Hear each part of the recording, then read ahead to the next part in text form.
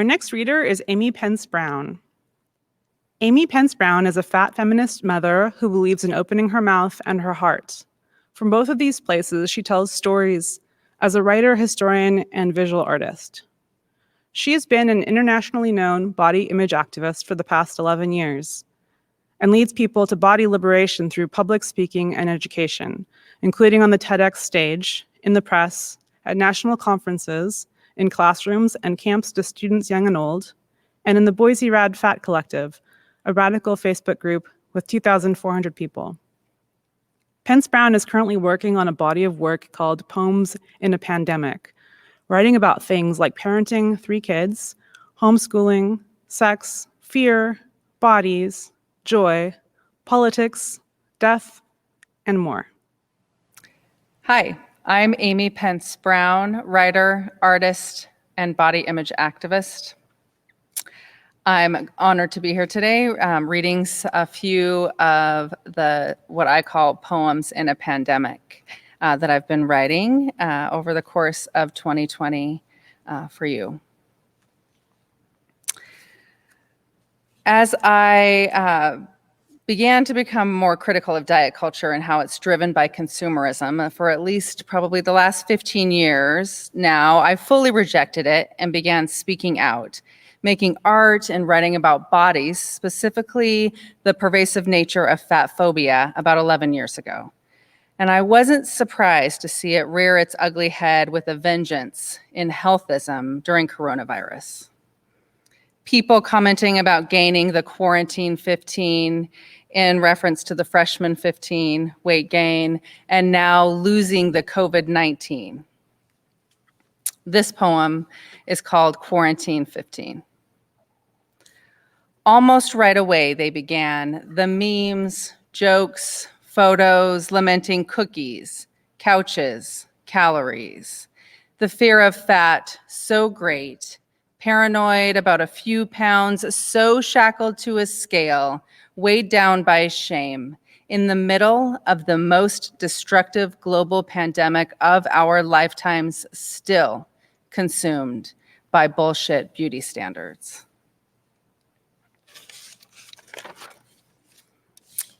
As a feminist academic and writer, I love to learn the history of words. I like to play with double entendres. I love to subvert and challenge and reclaim words, and I do it often in my work and activism.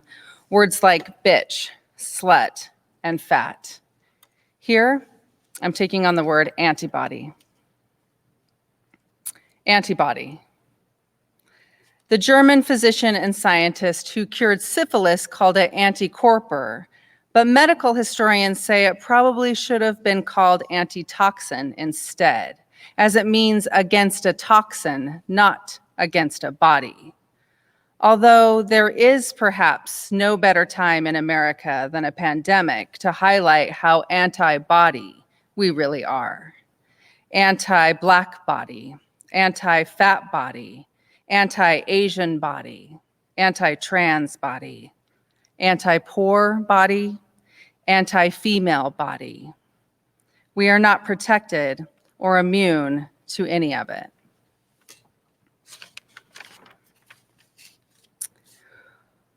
While COVID-19 is a natural disaster of sorts, the Earth has also continued to shake things up as well, with things like magnificent earthquakes, hurricanes, wildfires, and more. This poem is titled Spring Storm. My little boy said it was scarier than the earthquake by far. He couldn't stop shaking and didn't want to be alone. In typical Idaho spring style, the warning came suddenly on our phones. After an 80-degree day and just before a planned bike ride, to grab your garden seedlings and move your cars to the garage because hail the size of golf balls and 60-mile-per-hour winds were expected soon. We moved patio furniture and covered the sandbox, but the black sky moved fast and loud. We couldn't close the windows in enough time and ran outside to save tablecloths from blowing away, art from being destroyed, toys from being broken. My husband slipped and fell on his back, drenched. We huddled inside as the thunder shook our walls and the wind blew down trees and shingles off roofs and our neighbor's fence. Boom! The power went out for 9 hours, and we dared not open the fridge full of precious sustenance, fearful of losing food so necessary. We played games and put on headlamps, barbecued some dinner, pretending we were camping, trying to remain calm and teach our children how sometimes we can do nothing but stay inside and wait it out. Sometimes it's painfully slow and boring, but that's how you weather a storm.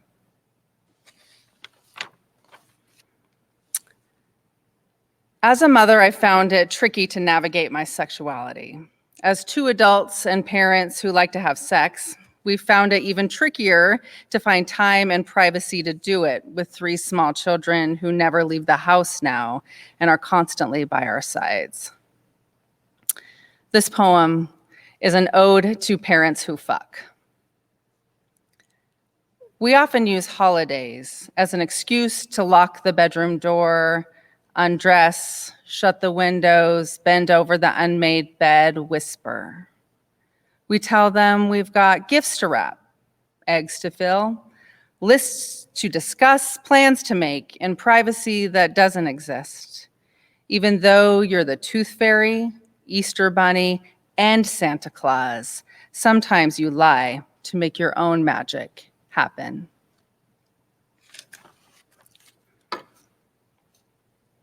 And another poem titled Safe. Sometimes when I have a really intense orgasm, I cry. Hot, loud sobs come gushing out with lust, love, sorrow, fear, frustration, snot, and relief to be on you or under you, sweating and smashed down to the earth together because your body is my safest place. Your belly, my altar to bear my soul when it's hard to breathe. I imagine curling up inside your belly button like our daughter's tiny hamster we found terrified of the world in the back of our closet behind my shoe, swirled into a tiny ball like lint. I could hide there, protected by the soft flesh of your stomach for just a little while longer.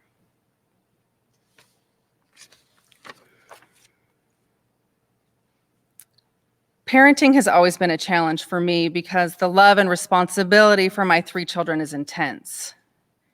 And parenting during a pandemic and in the current state of affairs in America is amplified and, quite frankly, terrifying.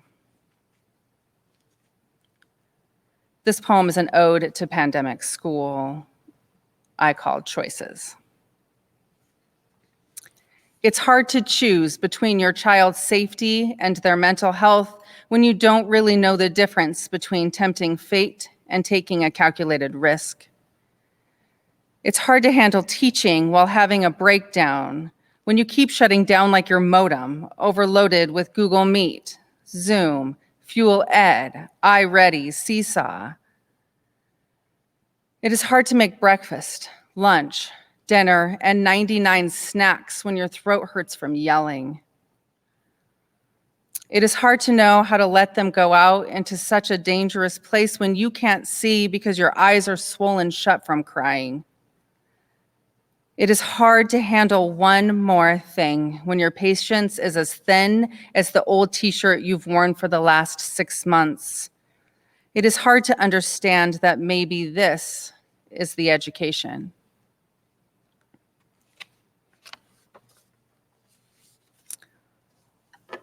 One of the reasons we decided to move our family back to Idaho 14 years ago was its plethora of wild public land and small population.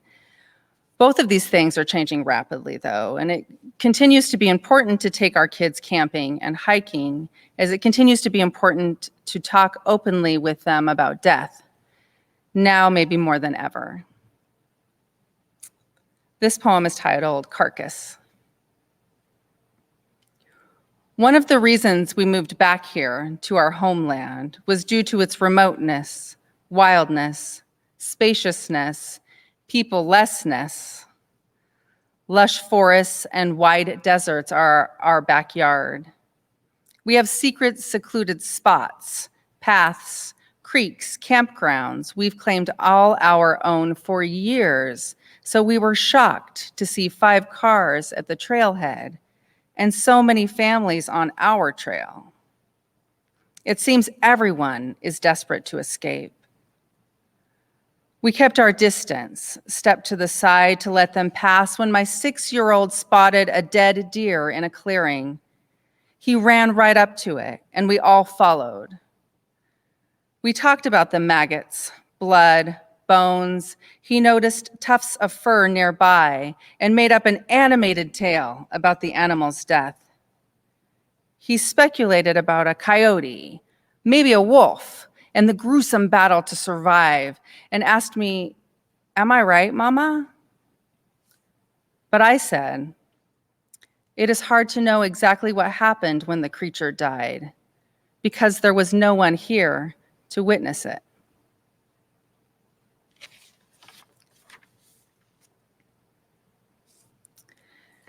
As a Libra and a type A personality, I love to keep and make lists. They help me feel calmer, they help me organize the world, they help me process things. The list in this poem is one that got so long that I decided to turn part of it into a poem. It's titled Broken. Our main sewer pipe connecting our house to the system by the roots of our apple tree. Democracy. His heart when he said goodbye to his kindergarten teacher on a computer screen. Our police system. Her dream of a 12th birthday party in the park with those giant inflatable balls you put your whole body in. Black mothers' hearts. My favorite vintage lawn chair. The Wi-Fi, again and again and again. Our concrete patio from the earthquake. His faith in what is right.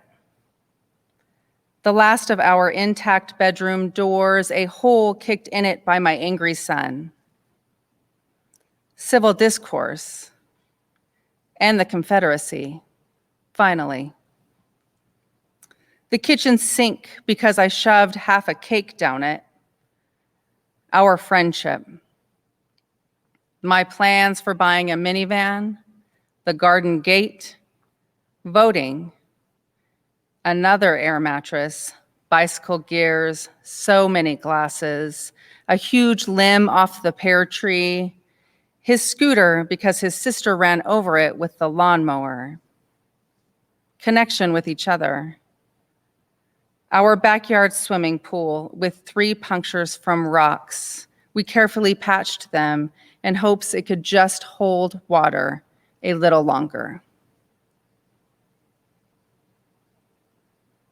Thank you. Thank you to the CCC, COVID Fund, the Morrison Center, Boise City Arts and History, and Treefort for funding a little bit of my creative activism during this time.